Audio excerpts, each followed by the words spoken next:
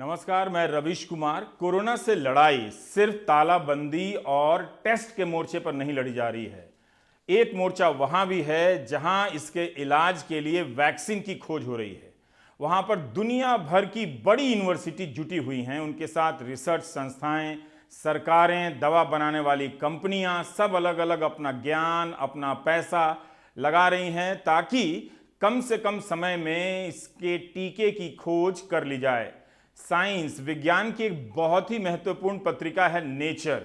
इसने लिखा है 7 अप्रैल को कि इस वक्त दुनिया में 78 ऐसे प्रोजेक्ट चल रहे हैं और पीछे से 37 ऐसे और प्रोजेक्ट आने जा रहे हैं जिनमें टीका को लेकर रिसर्च होगा और खोज निकालने की कोशिश होगी। इस वक्त 5 ऐसे प्रोजेक्ट हैं जो इंसानों के शरीर में ट्रायल के स्टेज में पहुंच गए हैं। तो इतना कुछ हो रहा है। आप आए दिन ऐसी खबरें पढ़ते होंगे कि फलाना डॉक्टर ने ये खोज निकाला, किसी ने जीन का सीक्वेंस बना दिया है, उसका क्रम बना दिया है, किसी ने कुछ कर लिया है। ऐसी खबरों का हम क्या करें, इन्हें कैसे देखें? ये इस दौर में चुनौती भी है क्योंकि हम जैसे पत्रकारों की वैसी योग्यता नहीं है कि हम बदलते विषयों के साथ महारत हासिल करके आपके पास आ जाएं। आज हम एक ऐसे शख्स से बात करने जा रहे हैं जो अमेरिका में इसी तरह के एक प्रोजेक्ट से जुड़े हुए हैं। फराज जैदी, माता पिता और ये तो खुद मुंबई में पले बढ़े, लेकिन फिर भी इनका परिचय आपको विस्तार से बताना चाहता हूँ। इलाहाबाद यानी प्रयागराज के वासी इस बात से खुश हो सकते हैं कि फराज जैदी उन्हीं के शहर के हैं। पुणे के doctor DY Patil institute of biotechnology and bio informatics से बीटेक किया है। उसके बाद फिलाडेल्फिया की यूनिवर्सिटी ऑफ साइंस से सेल बायोलॉजी एंड बायोटेक्नोलॉजी में मास्टर किया। कॉलेरा के वैक्सीन पर रिसर्च किया है। पिछले 6 साल से विस्टार इंस्टीट्यूट में काम कर रहे हैं। यह वो इंस्टीट्यूट है जहां रुबेला, रेबीज, रोटावायरस जैसी कई बीमारियों का टीका खोजा गया। फराज जैदी और डैनियल पार्क उस टीम का हिस्सा हैं जो वैक्सीन बनाने में जुटी हैं। तो यहाँ पर वैक्सीन यानी टीका के खोज का काम जनवरी के अंत में ही शुरू हो गया। जैसे ही चीन ने जेनेटिक कोड जारी किया, काम में तेजी आ गई। भारतीय रुपए में देखें तो ये कोई 67-70 करोड़ का प्रोजेक्ट है। नॉर्वे का एक संगठन है कोएलिशन फॉर एपिडेमिक प्रिपेयर्डनेस, इसने भी पैसे दिए हैं। चीन की दवा कंपनी भी इस प्रोजेक्ट में शामिल है। दुनिया के कई संगठन इसमें मिलकर काम करते हैं। तो एक तरह से आप ये भी देख रहे हैं कि दुनिया में विज्ञान और शोध से संबंधित कितनी अलग अलग तरह की संस्थाएं हैं जिनके बारे में हम आम दिनों में जानने की परवाह भी नहीं करते, और टीवी वालों को तो खैर इन सब चीज़ों के लिए वक्त भी नहीं मिलता है। तो फराज जैदी हमारे साथ जुड़ने जा रहे हैं। बहुत अच्छी बात है कि आप हिंदी में बोल सकते हैं, और कई बार ये समस्या होती है कि ऐसी जानकारियां हमारे दर्शकों तक अनुवाद के ज़रिए बहुत कटती छटती हुई पहुंचती हैं, सीधे नहीं पहुंच पाती हैं। तो हम बहुत आभारी हैं इस बात के कि फराज हमारे साथ हिंदी में फिलाडेल्फिया से बात करने के लिए जुड़ रहे हैं। फराज साहब, हमें थोड़ा सा आइडिया देंगे कि आपका प्रोजेक्ट, आप जहां पर जिस संस्थान में काम करते हैं वो क्या है और किस तरह का ये प्रोजेक्ट है? ये जी जरूर।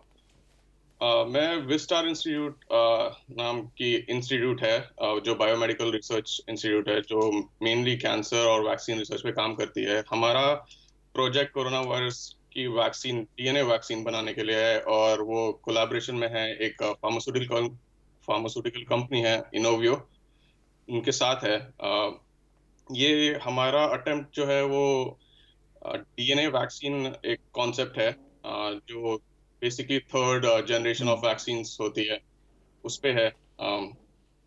अगर थोड़ा टेक्निकल डिटेल्स में जाएं तो वायरस को आइडेंटिफाई करके उसका स्ट्रक्चर देख के, वायरस के स्ट्रक्चर पे एक प्रोटीन होता है, स्पाइक प्रोटीन, उसको आइडेंटिफाई करके आप उसके हिसाब से DNA प्रोड्यूस करते हैं, वो इंजेक्ट करते हैं बॉडी में, और आप human body immune response elicit करता है उस पर्टिकुलर प्रोटीन के अगेंस्ट। फराज साहब, हम ये भी जानना चाहते हैं कि कहा जाता है कि ये जो कोरोना वायरस है, इसके कई स्ट्रेन्स होते हैं। मतलब मैं हिंदी में कह सकता हूँ कि प्रजातियाँ होती हैं, कई रूप होते हैं, और आप एक वैक्सीन बनाएंगे तो वो एक ही रूप पर काम करेगा, तब तक वो कई और रूप बना चुका होगा, कुछ म्यूटेट कर हो जाने की बात होती है। तो इन सब तकनीकी चीज़ों को बताते हुए आप बता सकते हैं कि अगर कोरोना ने रावण की तरह 10 सिर रख लिए जी तो फिर कौन से तीर चलाने पड़ेंगे, इंजेक्शन उसका कैसा आएगा?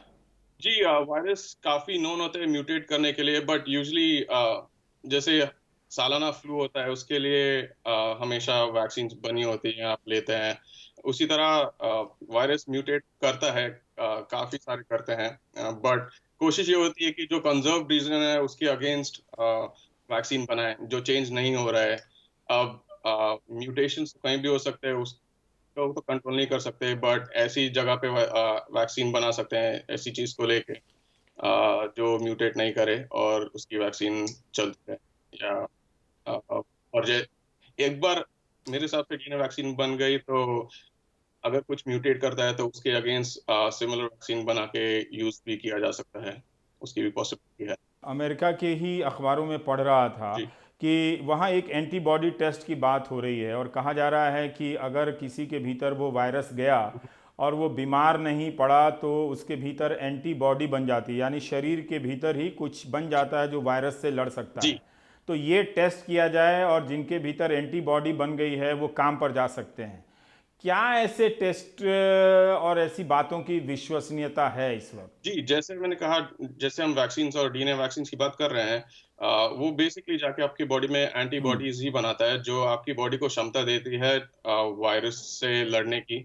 और इम्यून सिस्टम बॉडी का डेवलप करता है, मेमोरी सेल्स बनाता है जो याद रखता है कि इस वायरस ने कभी अटैक किया था, आगे भी हो सकता है और इससे ऐसे लड़ना है, इसको ऐसे खत्म करना है। तो एंटीबॉडीज इम्यून सिस्टम का एक इम्पोर्टेंट पार्ट है। और वैक्सीन वही होती है, प्रोफाइलैक्टिक होती है, प्रिवेंटेटिव होती है मोस्टली। तो एक बार आप वैक्सीनेट हो जाएं तो हम्म। आपकी बॉडी में वो एंटीबॉडी प्रोड्यूस करना शुरू हो जाता है। और फिर जब कभी वायरस अगर अटैक करे तो आपकी बॉडी में उतनी क्षमता डेवलप हो जाती है कि उस वायरस से लड़ सके और उसको मात दे सके। पर अभी क्या नॉर्मल जो ठीक हो गया है, जैसे यहाँ पर कई राज्यों में भारत में प्लाज्मा ट्रायल की बात हो रही है कि जो मरीज ठीक हो गया है कोरोना से उसका रक्त का हिस्सा लेकर दूसरे में डाला जाए जो बीमार है और उसके इम्यून सिस्टम को बढ़ाया जाए जिससे वो कोरोना से लड़ सके। जी इस दिशा में आपको कितनी जल्दी कामयाबी दिखती है और ये कितना कितना मजबूत रास्ता है आगे बढ़ने के लिए? ये एक तरीके का रास्ता हो सकता है। ये मैं हम भी रिपोर्ट्स देख रहे हैं कि प्लाज्मा यूज हो रहा है और ये एक अच्छा नतीजा है या रास्ता है जल्द से जल्द ट्रीट करने का या लोगों को सेव करने का। प्लाज्मा वही, जैसे मैंने कहा, रिपोर्ट्स हैं, जी। But at the same time ये भी होता है कि आपको पूरी एक स्टडी करनी पड़ती है। जैसे क्लिनिकल ट्रायल्स होते हैं कि आपने वैक्सीन बनाई और वो कैसे चल रहे हैं, जो रिजल्ट्स चाहिए वो मिल रहे हैं कि नहीं मिल रहे हैं, वैक्सीन कैसे चल रही है। वैसे ही प्लाज्मा के लिए भी स्टडीज होनी चाहिए देखने के लिए कि वो हम्म। सही में वैसा काम कर रहा है कि नहीं। और आई थिंक अभी थोड़ा अर्ली स्टेज है, थोड़ी और स्टडीज होनी पड़ेगी ताकि हम डेफिनेटिवली कह सकें कि हाँ ये काम कर रहा है। पर ये बॉस्टन बायोटेक फर्म जो है मॉडर्ना, उसने 16 मार्च को ह्यूमन ट्रायल शुरू कर जी दिया था। कई जगहों से ये खबरें हमें पढ़ने की मिली है कि कई रिसर्च जो हैं वो इंसानों के छोटे से समूह में इंजेक्शन दे रहे हैं, जिसे मैं अपने आम दर्शकों के लिए समझा रहा हूँ। जी इसको ह्यूमन ट्रायल करते हैं, ये शुरू कर जी दिया है। कुछ लोग, गार्डियन में एक रिपोर्ट पढ़ रहा था कि इसका वैक्सीन आने में 10 से 12 साल लगेंगे।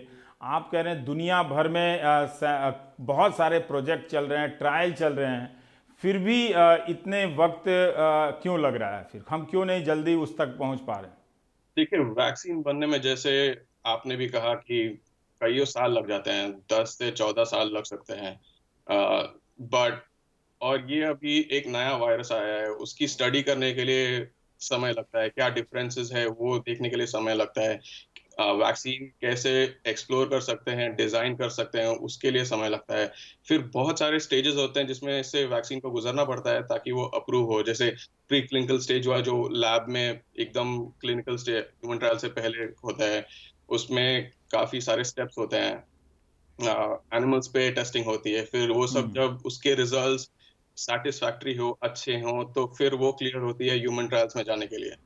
तो इसको यूजली आराम से हम्म। काफी समय लग सकता है, 2 साल 5 साल काफी टाइम लग सकता है, डिपेंडिंग ऑन कैसी वैक्सीन बना रहे हैं और आप किस वायरस या बैक्टीरिया से लड़ रहे हैं।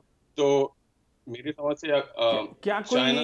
ऐसी वैक्सीन? जी जी, जी, हाँ, चाइना। जी जो जी, आप अपनी बात जी बोलिए, वो ज़्यादा ज़रूरी है। थिंक हाँ। 10 जनवरी के आसपास चाइना से रिलीज हुआ था सीक्वेंस कोरोना सार्स कोवी 2 का, और उससे हमने और मॉडर्ना ने वैक्सीन डिजाइन की और क्लिनिकल ट्रायल्स, अगर आप देखें 10 जनवरी से मॉडर्ना मिड मार्च में और हमारी विस्टार इनोवियो की वैक्सीन 6 अप्रैल में क्लिनिकल ट्रायल्स में पहुंच चुकी है। तो आई थिंक ये बहुत इससे ज्यादा तेज कभी ट्रायल्स शायद ही सुना होगा। तो ये अपने आप में एक अच्छी खासी पर आप अचीवमेंट कह है। रहे हैं कि आप जहाँ पर काम कर रहे जी हैं, जी, आप जिस टीम का हिस्सा हैं उसका रिसर्च क्लिनिकल ट्रायल में पहुँच गया जी है। तो जाहिर है आप लोगों का जीवन भी बदल गया होगा, थोड़ा उसके बारे में भी बताइए। और क्लिनिकल ट्रायल से हमारे दर्शक, जो आम दर्शक हैं, जी वो क्या समझें फिर? जी क्लिनिकल ट्रायल। सो वैक्सीन रिसर्च क्या होता है, पहले लैब में रिसर्च होते हैं, फिर एनिमल्स में रिसर्च होते हैं, अलग अलग तरीके के, छोटे से बड़े तक। फिर और ये ट्रेडिशनल वे है कि, और फिर जाके जब सब जगह सेटिस्फैक्टरी हम्म, होता है तो ह्यूमंस में जाता है। उसको क्लिनिकल ट्रायल्स तब हम्म, शुरू होता है ह्यूमंस के अंदर। तो अ, हम्म, जो हमारा क्लिनिकल ट्रायल्स विस्टार इनोवियो का क्लिनिकल ट्रायल डिजाइन है, उसमें क्लिनिकल ट्रायल्स के अलग अलग फेजेस होते हैं, 1 2 3, और काफी समय 4 भी यूज होता है। 1 में कम लोग एनरोल होते हैं, स्टडी छोटे ग्रुप ऑफ पीपल में होती है, उसमें सेफ्टी देखते हैं। वो सबसे इम्पोर्टेंट चीज होती है हम्म, कि अगर आप किसी को कोई वैक्सीन दे रहे हैं वो सेफ है कि नहीं।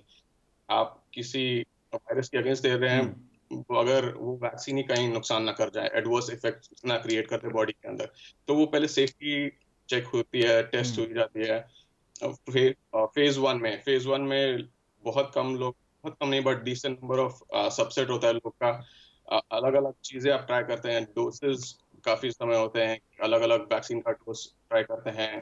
तो आप लोग फेज 1 पार कर गए हैं या फेज 1 में हैं अभी? फेज 1 शुरू हुआ है, आई थिंक लास्ट मंडे, जो April 6 था, तब फेज 1 शुरू हुआ है, जिसमें हम्म, पहले सब्जेक्ट को वैक्सीनेट किया है वैक्सीन से। और ये क्योंकि बहुत हम्म, जरूरी अभी जरूरत है इस वैक्सीन की, इसलिए रोलिंग बेसिस पे कर रहे हैं कि जैसे जैसे आइडेंटिफाई हो रहा है, जैसे जैसे लोग एनरोल कर रहे हैं स्टडी में, वैसे वैसे वैक्सीनेट कर रहे हैं। और उसका अलग रेजिमेंट हम्म, होता है कि कितनी दफा वैक्सीन दी जाएगी, और कितनी दफा वो आपके ब्लड देंगे ताकि उस पर टेस्टिंग हो सके और पता चल सके कि एंटीबॉडीज बन रही है कि नहीं, बॉडी इम्यून रिस्पॉन्स दे रहा है हम्म, कि नहीं।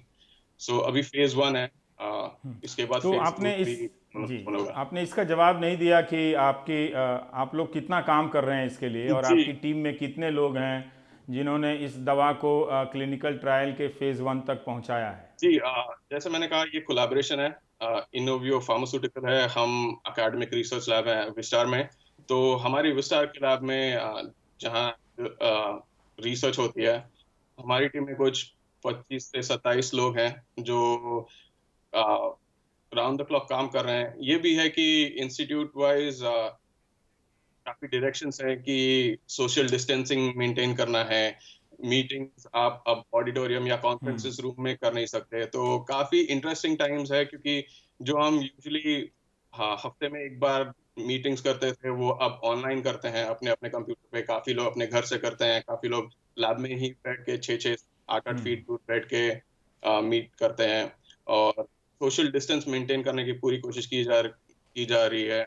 राइट, हम जी, मास्क पहन के काम कर रहे हैं। इ, और बट जैसे आप बोले थे कि काम हम्म, कैसे चल रहा है यहाँ पे, काफी जगह पे ऑलमोस्ट सारी दुनिया में बोला जा रहा है कि घर रहें और घर से काम करें। बट हमारे इसमें काफी अलग है, क्योंकि जाके काम करना है, लैब वर्क घर बैठे नहीं हो सकता। तो काफी अलग अलग चीजें ट्राई कर रहे हैं, जैसे स्टैगर कर रहे हैं टाइम्स। अगर 30 जन को आना है लैब, तो सुबह कोई आ रहा है, कोई शाम को आ रहा है, कोई रात को आ रहा है। काफी सारे एक्सपेरिमेंट्स होते हैं जो ओवर अ पीरियड ऑफ 3 4 5 6 दिन जाते हैं। उसको कोशिश की जा रही है कि जल्द से हम्म, जल्द खत्म किया जाए, तो काफी लैब मेंबर्स हैं जो रात को 2-2 4-4 बजे तक लैब में रहते हैं, काम करते हैं। काफी इंटरेस्टिंग टाइम्स है, बट चैलेंज है, तो एक्सेप्ट करना है, उससे भिड़ना है। आपकी टीम सफल होगी, मुझे ऐसा पूरा विश्वास है। जी। भारत में एक बात फराज इस बात को लेकर हो रही है कि इससे लड़ने का एक तरीका ये भी है कि हम अपने इम्यून सिस्टम को बढ़ा दें, प्रतिरोधी क्षमता को। जी। तो इसके लिए ये चीज़ें खाएं या फिर इसके लिए कोई इंजेक्शन बनाए, जैसे ICMR, जी। भारतीय चिकित्सा शोध परिषद ने कहा कि वो भी इम्यून बढ़ाने के लिए वैक्सीन के ट्रायल पर प्रयोग कर रहे हैं, उसमें आजमा रहे हैं। क्या इस इम्यून को बढ़ाकर भी लड़ा जा सकता है क्या? एक प्लाज्मा हो गया, एक वैक्सीन हो गया, एक इम्यून बढ़ाकर क्या कोई लड़ सकता है क्या? क्या ऐसा कोई डेटा है कि इस बीमारी से वही मरा है या वो गंभीर हुआ है जिसका इम्यून सिस्टम शरीर में लड़ने की क्षमता या ताकत कम है? अच्छे इम्यून सिस्टम वाले लोग मरे नहीं हैं या गंभीर नहीं हुए? जी, ऐसा कहा जा सकता है। जैसे मैंने कहा, अभी डेटा मैं नहीं समझता कि इनफ है प्रिंट में कि कहा जा सके, बट जरूर वायरस से जो वैक्सीन भी होती है वो बॉडी को एक क्षमता देती है, इम्यून सिस्टम को क्षमता देती है लड़ने की। तो बेसिकली आपका सब डिफेंस इम्यून सिस्टम ही संभाल रहा है। जितना अच्छा आपका इम्यून सिस्टम होगा, उतना अच्छी आपके पास क्षमता है किसी भी फॉरेन बॉडी से लड़ने की। तो जरूर आप जितना ज्यादा अच्छा इम्यून सिस्टम है, उतना ज्यादा आप परसेंट वाइज सेफ रहेंगे, बट मेरे हिसाब से श्योरली नहीं बोल सकते कि नहीं होगा। और ये भी देखा जा रहा है कि हाई रिस्क पीपल, जैसे काफी लोग हैं जिसको ऑलरेडी प्री लाइन कंडीशंस है, उनके ऊपर अगर वायरस अटैक कर रहा है तो शुरुआत में तो डेथ रेट में ज्यादा थी, वो भी देखा जा रहा था। तो हाँ, इम्यून सिस्टम का बहुत बड़ा हाथ है, और अगर आप उसको बूस्ट कर सकते हैं तो जरूर करना चाहिए।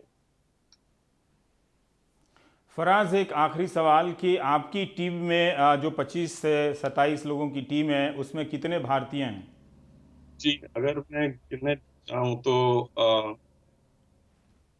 4 से 5 भारतीय हैं जो अलग अलग चीज करते हैं। कोई PhD स्टूडेंट्स है, कोई पोस्ट डॉक है, हम प्रोजेक्ट मैनेजर हैं, तो कोई मास्टर स्टूडेंट है, तो अलग अलग चीज के, बट 5 से 6 भारतीय हैं। फराज, हो सके तो कई रात बिना सोए हुए आप मेहनत करें, और हम यहाँ से प्रार्थना करते हैं कि आपको कामयाबी मिले।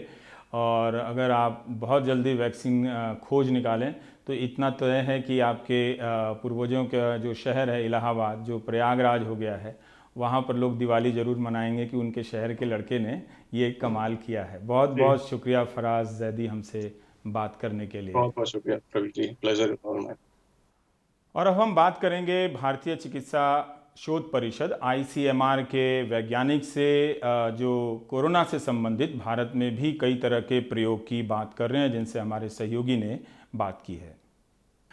रिसर्च तो काफ़ी हो रही है, बिकॉज जो कि हमें ज़्यादा पता नहीं है वायरस में, इसमें क्या है क्या नहीं है और किस तरह ये लोगों को अफेक्ट करती है। तो इसलिए रिसर्च बहुत ज़्यादा स्तर पर अलग अलग तरीके का रिसर्च हो रहा है। जैसे कि वायरसेस का जीनोम का हम लोग सीक्वेंस कर रहे हैं काफ़ी जगह पे, CCMB हैदराबाद में और IHIV दिल्ली में। और वायरस का सीक्वेंस करना बहुत ज़रूरी है। उसका रिसर्च में जो है उसका ये पता चलता है कि किसी आदमी को अगर वायरस लगा हो तो कहाँ से उसको लगा हो, तो सर्विलेंस करने के लिए। चीन का जियामिन शहर फुजियान प्रांत का हिस्सा है। आप देख सकते हैं कि यहाँ जीवन कितना सामान्य हो गया है। भारतीय बाजारों की तरह लोग अब सड़कों पर आवाजाही करने लगे हैं। रेहड़ी वाले अपना माल बेचने लगे हैं। मेट्रो के बाहर फुटओवर ब्रिज के पास कितनी भीड़ हो रही है, भारत की याद दिला रही है। मेट्रो के भीतर भी सामान्य से ज्यादा लोग नजर आ रहे हैं। सरकार ने लोगों को बाहर निकालने के लिए मेट्रो टिकट मुफ्त कर दिया है। मास्क तो पहने हैं सब, मगर देह से दूरी के नियम टूट रहे हैं। सरकार ने सख्ती से पालन के निर्देश हटाए नहीं हैं, इसलिए मॉल वगैरह में आप देखेंगे कि देह से दूरी का पालन हो रहा है। चीन भर में कंस्ट्रक्शन मजदूर अपने काम पर लौट आए हैं और कंस्ट्रक्शन का काम धीरे धीरे होने लगा है। सड़कों पर लोगों ने ग्रुप बनाकर आना जाना शुरू कर दिया है। सोहन सिंह ने हमारे लिए एक छोटी सी रिपोर्ट भेजने का प्रयास किया है। 15 साल से वहां योग सिखा रहे हैं। प्रशासन ने योग करते रहने का सुझाव दिया है ताकि प्रतिरोध की क्षमता बनी रहे। चाइना में क्या स्थिति सामान्य हो गई है? सामान्य की ओर जा रहे हैं। पब्लिक ट्रांसपोर्टेशन पूरा शुरू हो गया है, मेट्रो है, पब्लिक बस है, सारी चीजें शुरू हो गई हैं। सोशल डिस्टेंसिंग लगभग खत्म है। जैसे मेट्रो में जाते हैं या पब्लिक बस में जाते हैं तो लोग पास पास खड़े हुए हैं, लेकिन सभी लोग मास्क लगा के जाते हैं। सुपर मॉल में आप एंटर करेंगे या फिर छोटी सी शॉप में या फिर सोसाइटी में, जहां भी आप जाते हैं तो पहले आपका टेम्परेचर लिया जाता है, थर्मल स्क्रीनिंग होती है, उसके बाद आपके हाथों को सैनिटाइज किया जाता है, तब जाके आप अंदर जा पाते हैं। सभी लोगों को सरकार ने कहा है कि रोज जो नियम कायदे कानून हैं सेफ्टी के, उनका पालन करना है, उसमें कोई ढिलाई नहीं है। लेकिन बिजनेसेस धीरे धीरे शुरू हो रहे हैं। विश्वविद्यालय खुल गए हैं, कॉलेज खुल गए हैं, लेकिन 1 से लेकर 5 तक के जो स्कूल हैं वो अभी बंद हैं। और जो पब्लिक गैदरिंग वाले जो प्लेसेस हैं उनको अभी भी बंद रखा गया है, जैसे कि सिनेमा हॉल है या पार्क है। योग की विश्वसनीयता इस कोविड-19 महामारी के बीच में बहुत ज्यादा बुरी है।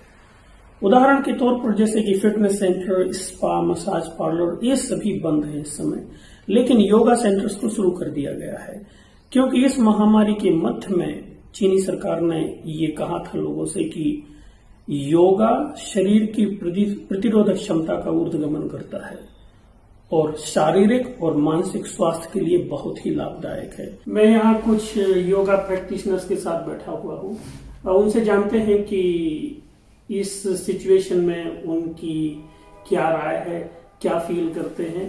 तो मैं चाइनीज में पूछूंगा, फिर आपके लिए मैं उसे हिंदी में ट्रांसलेट कर दूंगा। 现在去曼有什么感觉？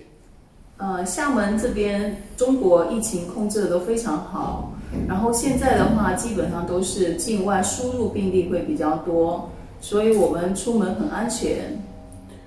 इनका कहना है कि चीन ने इसको कंट्रोल करने में बहुत ही अच्छा काम किया है, दुनिया के लिए एक उदाहरण पेश किया है और बाहर जाने में कोई डर नहीं लगता है, एकदम सुरक्षित महसूस करते हैं, क्योंकि क्लियर पता है कि जो बीमार लोग थे वो कहाँ हैं और सभी लोग जो बकाया हैं वो स्वस्थ हैं। 第二个问题问一下，就是练一下你们想怎么样这个肺炎中心的情况？然后是可以提高我们的免疫力。第二个就是在我很烦躁的时候，可以让我内心很平静。好，谢谢。मैंने पूछा है कि योगा प्रैक्टिस करने से इस महामारी के बीच में क्या आपको फर्क पड़ा? इनका कहना है कि जो प्रतिरोधक क्षमता है उसको काफी मजबूती मिलती है, चित्त शांत रहता है और भीतर से एक मजबूती का एहसास होता है। दुनिया भर में लोग डॉक्टर को सलामी दे रहे हैं। अमेरिका के कनेक्टिकट के सीनेटर हैं साउद अनवर, जो डॉक्टर भी हैं, उन्होंने एक ऐसे वेंटिलेटर की खोज की है जिसे कई मरीज़ एक साथ इस्तेमाल कर सकते हैं। तो उन्हें सलामी देने के लिए उनके शहर की पुलिस और आम लोग अपनी अपनी कार में बैठकर आए, हॉर्न बजाई उन्होंने। और साउद अनवर जो पाकिस्तानी मूल के डॉक्टर भी हैं और वहाँ के सीनेट में भी हैं, वो घर से बाहर निकले हैं और अभिवादन स्वीकार कर रहे हैं। तो ऐसी तस्वीरों से इस वक्त सरहदें, मज़हब, हर दीवार जो हम जिन्हें राजनीति ऊंची करने की कोशिश करती है, सब छोटी हो गई है और सबको यही नज़र आ रहा है कि कोई डॉक्टर कहाँ है, कोई अस्पताल कहाँ है जो कोरोना का इलाज हम सब के लिए ढूंढ लाए, हम सब की ज़िंदगी बचा ले। भारत में एक शब्द को लेकर बहुत कन्फ्यूज़न हो रहा है। जहां कन्फ्यूज़न नहीं भी हो रहा है, वहां इस शब्द के कारण सही सूचना सही तरीके से नहीं पहुंच रही है। यह शब्द है सोशल डिस्टेंसिंग। इसकी जगह पर हिंदी के शब्द या भारतीय भाषाओं के शब्दों का इस्तेमाल आराम से हो सकता था, लेकिन सोशल डिस्टेंसिंग का मतलब लोगों ने अलग अलग तरीके से समझ लिया या नहीं भी समझा। मेरी राय में इसकी जगह पर इस्तेमाल शारीरिक दूरी का भी किया जा सकता था, इस शब्द का भी, लेकिन यह भी थोड़ा भारी भरकम लगता है। इसकी जगह पर अगर हम चाहें, सरकारें भी अपने कैंपेन में चाहें, तो सिर्फ देह से दूरी का इस्तेमाल कर सकती हैं। अगर वो कहें कि देह से दूरी 6 फीट रखनी है, किसी की भी देह से 6 फीट की दूरी रखनी है, तो लोगों को बात समझ में आ जाएगी। तो इसीलिए सोशल डिस्टेंसिंग की जगह देह से दूरी शब्द का इस्तेमाल करना चाहिए।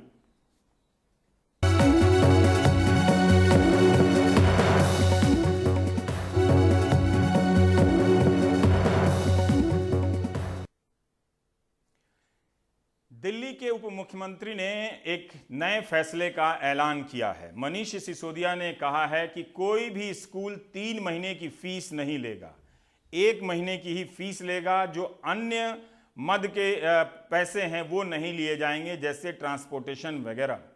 इस फैसले का ऐलान मनीष सिसोदिया ने दिल्ली में किया कि कोई भी स्कूल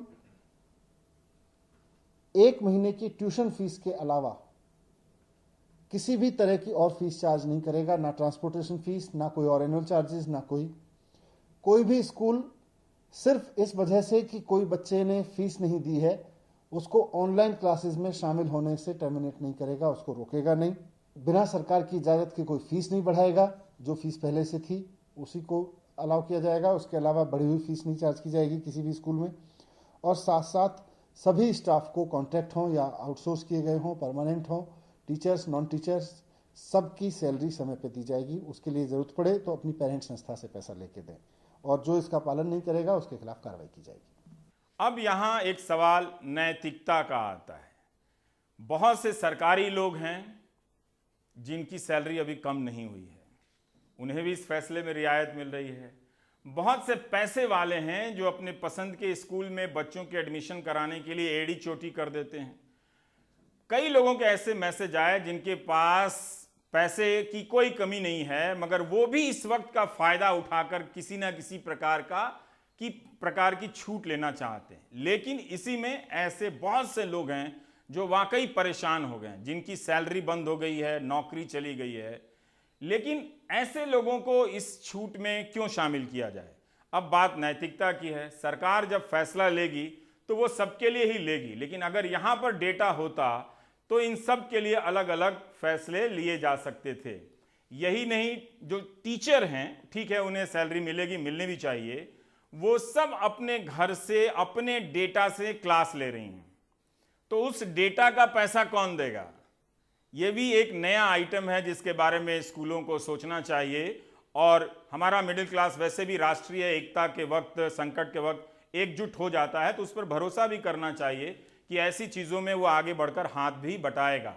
बहुत से जगहों से जो छात्र हैं, जो इलाहाबाद में रहते हैं, पटना में रहते हैं, दिल्ली में रहते हैं, कोटा में रहते हैं, जो किराए के मकान में रहते हैं, उन्हें भी कई तरह की दिक्कतों से गुजरना पड़ रहा है। और अब घर से पैसे आ नहीं रहे हैं, कमाई बंद हो गई है। अलग अलग तरह के माता पिता हैं, जो कई लोग दिहाड़ी मजदूरी करते हैं, उन सब की कमाई बंद हो गई है। छोटे बिजनेस वाले हैं, उनके लिए किराया देना बहुत मुश्किल होता जा रहा है। तो मनीष सिसोदिया हों या कोई और भी राज्य के मुख्यमंत्री हों, उन सभी को छात्रों के बारे में भी सोचा जाना चाहिए। हमें कई जगहों से गर्भवती महिलाओं की शिकायतें देखने को मिली हैं। दिल्ली की ये खबर हम आपको बताना चाहते हैं ताकि अंदाज़ा हो सके कि इस तालाबंदी के चलते गर्भवती महिलाओं पर क्या बीत रही है अस्पताल तक पहुंचने में। दिल्ली के किदवई नगर की एक महिला ने पुलिस की जिप्सी में ही बेटी को जन्म दिया। दोनों इस वक्त बिल्कुल ठीक हैं, लेकिन जब मिनी को अस्पताल जाने के लिए कोई गाड़ी नहीं मिली तो थाने पहुंच गई। रघुवीर नगर पुलिस चौकी जाकर कहा कि लेबर पेन में है। तभी महिला पुलिसकर्मी सुमन ने थाने के एसएचओ कुमार कुंदन को जानकारी दी और जिप्सी में बिठाकर अस्पताल की तरफ निकल पड़ी। नर्सिंग होम पहुंचने से पहले ही एक बेटी दुनिया में आ गई। सुमन और कुंदन जी को शाबाशी। लेकिन सोचिए कितनी ऐसी महिलाएं इस परेशानी से इस वक्त गुजर रही होंगी। कम से कम जिलाधिकारियों को हर गर्भवती महिला की सूची लेकर उस हिसाब से इमरजेंसी प्लान बना लेने चाहिए और सभी तक सूचनाएं पहुंचा देनी चाहिए। जब भारत में कोरोना को लेकर सिस्टम अलर्ट होने की दिशा में आया, तब अस्पताल के डॉक्टर अपने सिस्टम के भीतर देखने लगे कि उनके पास पीपीई किट है या नहीं है, N95 मास्क है या नहीं, ग्लव्स है या नहीं, दस्ताने भी नहीं थे। उन्होंने कुछ दिनों तक तो इंतज़ार किया, लेकिन सबका सब्र टूटने लगा और वो आपस में चंदा करके इन चीज़ों का इंतज़ाम करने लगे। क्या ये अपराध की वजह हो सकती है? आप सिस्टम कुछ नहीं कर पा रहा, अगर किसी डॉक्टर ने खुद कुछ किया है तो क्या उसकी सजा मिलनी चाहिए? बाड़ा हिंदू राव की एक घटना बताती है जहां डॉक्टर पीयूष को सस्पेंड कर दिया एमएस ने कि आपने अपने स्तर पर चीज़ों को जमा किया और खुद ही बांट दी। इस वक्त जहां एक एक व्यक्ति की इस लड़ाई में ज़रूरत है, सरकार यहां तक कि जो सेवा से जा चुके हैं इस्तीफा देकर, उन्हें भी बुलाना चाहती है कि वो आएं और मदद करें। क्या इस वक्त अहंकार या अहंग का प्रश्न इतना महत्वपूर्ण हो जाना चाहिए कि इन सब बेतुकी बातों पर किसी डॉक्टर को सस्पेंड कर देना चाहिए? क्या ऐसी बातों को संज्ञान में सरकार को नहीं लेना चाहिए कि ऐसी हरकतें इस वक्त अस्पताल के भीतर होनी ही नहीं चाहिए? रविश रंजन की ये रिपोर्ट देखिए कि डॉक्टर पीयूष के साथ क्या हुआ। दिल्ली के बाड़ा हिंदूराव अस्पताल में काम कर रहे डॉक्टर पीयूष पुष्कर को बर्खास्त कर दिया गया है क्योंकि उन्होंने अस्पताल में तनख्वाह और दूसरे संसाधनों की कमी का सवाल उठाया था। उन पर अस्पताल को बदनाम करने का आरोप लगाया गया। डॉक्टर को हटाने के बाबत उत्तरी दिल्ली नगर निगम की कमिश्नर वर्षा जोशी ने लिखा है कि इन सज्जन की तरफ से खराब काम किया गया, जिसकी वजह से इन्हें बर्खास्त किया गया है। इन्होंने अस्पताल के स्टोर रूम में रखे सुरक्षा सामान को बांट दिया, जिससे दूसरे डॉक्टरों की जिंदगी को खतरा हो गया था। इनके जरिए फैली इस अव्यवस्था को संस्थान बर्दाश्त नहीं कर सकता है। जबकि डॉक्टर पीयूष का कहना है कि उन्होंने अपने पैसे और दोस्त के एनजीओ से मास्क और फेस शील्ड मंगवाकर अपने साथी डॉक्टरों में बांटे थे ताकि वो संक्रमण से बचे रहें। मैम यदि बोलती है कि मैं चोर हूँ मैम, तो मैम उन्हें प्रूफ करना पड़ेगा कि ये मैं चोर हूँ। ऐसे मैम मेडिकल प्रोफेशन पे हर डॉक्टर को उन्होंने खींच दिया है मैम, इस बात पे कह के कि एक डॉक्टर चोर है। मैम क्या वही काम कर रही हैं? वी आर नॉट वर्किंग, हमारा रिस्क, हमारा लाइफ उनसे ज़्यादा खतरे में है ma'am. And she is telling me thief. Ma'am उनसे पूछो मैम, एक IAS ऑफिसर हो के मैम ये स्टेटमेंट देना बिना कुछ इंक्वायरी बैठाए। उधर डॉक्टरों के समर्थन में एम्स, RDA जैसे संगठन भी आ गए। विवाद बढ़ता देख केंद्रीय स्वास्थ्य मंत्री ने भी ट्वीट करके कहा कि डॉक्टर पीयूष के बर्खास्तगी के मुद्दे पर निगम कमिश्नर वर्षा जोशी से बात की है और डॉक्टर से बात करके इस मामले को सुलझाने के लिए बोला गया है। वहीं खुद उत्तरी दिल्ली नगर निगम के मेयर अवतार सिंह भी मानते हैं कि ये वक्त कोरोना वायरस से लड़ने का है, न कि डॉक्टरों को बर्खास्त करने का। इस संकट की घड़ी में जब हमें डॉक्टरों की बहुत सख्त आवश्यकता है, तो इस समय के अंदर हमको उसे निष्कासित नहीं करना चाहिए था। हमें उसको सख्त वार्निंग देकर एक बार छोड़ देना चाहिए, क्योंकि हमें कोरोना के लिए एक एक डॉक्टर की बहुत सख्त आवश्यकता है। जो भी मामला होगा मैं उसे संज्ञान में लेकर जैसे भी बात करनी होगी कर आपको बताऊंगा। कोरोना वायरस का संक्रमण देश भर में 100 से ज्यादा स्वास्थ्य कर्मियों को हो चुका है। ऐसे में अगर स्वास्थ्य कर्मी और डॉक्टरों को संक्रमण से बचाने के कारगर उपाय नहीं किया गया तो कोरोना वायरस से निपटना बेहद मुश्किल होगा। इसी के चलते अस्पताल को अपनी कमियों को दूर करने पर ध्यान देना होगा, न कि मास्क और PPE किट की कमी सामने लाने वालों पर कार्रवाई करना चाहिए। नई दिल्ली से रविश रंजन शुक्ला, NDTV इंडिया।